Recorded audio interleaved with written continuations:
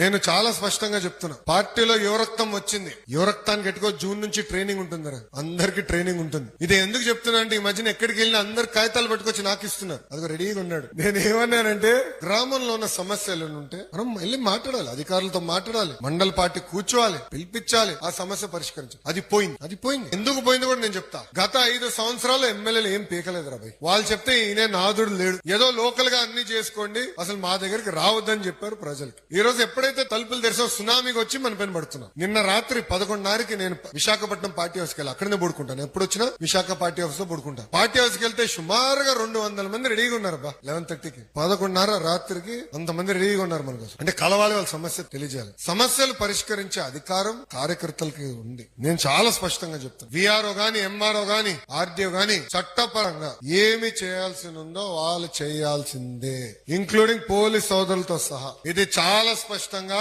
నేను ఇన్ఛార్జ్ మంత్రి గారు కూడా చెప్తాం జరిగింది. ఈ రోజు మంత్రి గారు నేను కోరతాం జరిగింది, డిస్కస్ చేశాం. అది అధికారులకి నేను చెప్తాను, ఈ సభాముఖంగా కార్యకర్తలకి, నాయకులు నేను తెలుపుతున్నాను. తెలుగుదేశం పార్టీ కార్యకర్తలు కబ్జాదారులు కావు. మనం ఎవరిని కొట్టాం, మనం ప్రజల కోసం సేవ చేసాం వచ్చాం. ఇప్పుడే పల్లన్న అన్నారు, విశ్వవిఖ్యాత నట సార్వభౌమ స్వర్గీయ శ్రీ నందమూరి తారక రామారావు గారి సిద్ధాంతాలు మనకున్నాయి. ఇప్పుడు కూడా ఆ సిద్ధాంతాల పరంగా మనం అందరం నడవాలి. తెలుగు వాళ్ళు ఎక్కడున్న అగ్రస్థానంలో ఉండాలనేది మన లక్ష్యం. అన్ని రాష్ట్రాల కన్నా అన్ని రంగాల్లో ఆంధ్ర రాష్ట్రం నంబర్ 1 ఉండాలి, తెలుగు వాళ్ళు నంబర్ 1 ఉండాలనేదే మన లక్ష్యం. దానికి మనందరం కష్టపడాలి, కలిసికట్టుగా పని చేయాలి.